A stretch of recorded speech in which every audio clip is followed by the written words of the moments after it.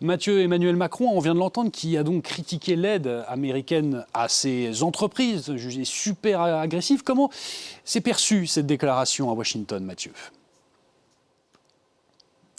Alors d'abord, pour bien comprendre ce dont on va parler maintenant, il faut ouvrir une parenthèse de rappel. Il y a ici aux États-Unis, et quelle que soit la couleur politique du président qui occupe le bureau ovale, une constante. Elle se traduit en deux mots tout simples. Amérique d'abord, America first. Et s'il paraît indispensable de rappeler cette réalité, c'est que les 4 années durant lesquelles Donald Trump a occupé la Maison-Blanche ont pu faire croire que l'ancien président était le seul à raisonner ainsi. Concrètement, il n'en est rien. Il suffit de se souvenir de la brutalité avec laquelle Joe Biden avait signé le pacte AUKUS avec l'Australie et le Royaume-Uni, ce qui avait donné, vous vous en souvenez, ce que nous avons appelé la crise des sous-marins. Il suffit de se souvenir de cet épisode pour comprendre que dans la tête de Joe Biden, comme dans celle de ses prédécesseurs d'ailleurs, ce qui est bon pour l'Amérique est tout simplement bon pour l'Amérique. Alors oui, Emmanuel Macron a rappelé aujourd'hui au président des États-Unis et aux parlementaires rassemblés autour de lui dans la bibliothèque du Congrès que le gigantesque plan de 430 milliards dont il est question menace en réalité la relation économique transatlantique puisqu'il porte atteinte aux règles élémentaires de la concurrence entre les deux rives. Alors attention, les industriels américains sont parfaitement conscients que ces règles de la concurrence existent, mais souvenez-vous de la passe d'armes qui avait opposé Airbus et Boeing. La querelle a coûté cher aux constructeurs européens. Alors pour répondre directement à votre question, comment l'échelon législatif et exécutif américain ont-ils réagi aux déclarations que l'on vient d'entendre, celles du président ? Eh bien, pour le moment, il n'y a pas de réaction, et s'il n'y en a pas, elles seront formulées par les deux présidents au terme de cette visite d'État.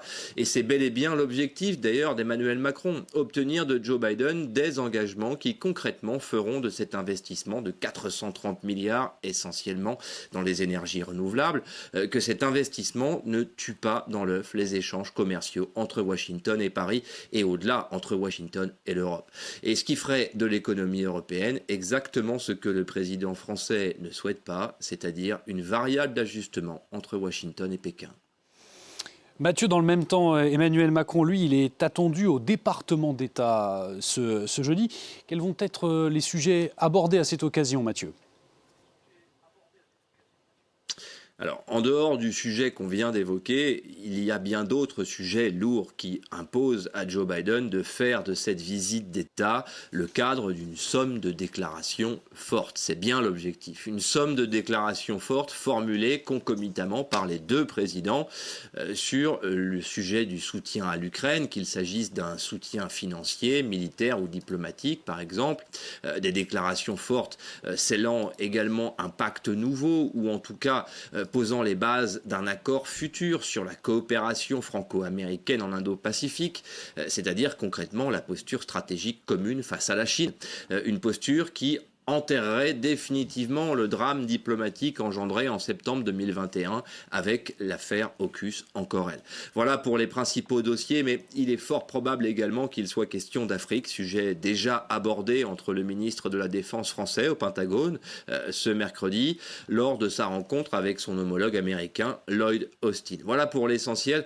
Tous les sujets que nous venons d'évoquer ne feront peut-être pas l'objet d'une vision convergente entre les deux diplomaties, mais ce qui est certain, c'est que cette visite d'État ne pourra être considérée comme une réussite que si plusieurs de ces sujets font l'objet de déclarations fortes, encore une fois.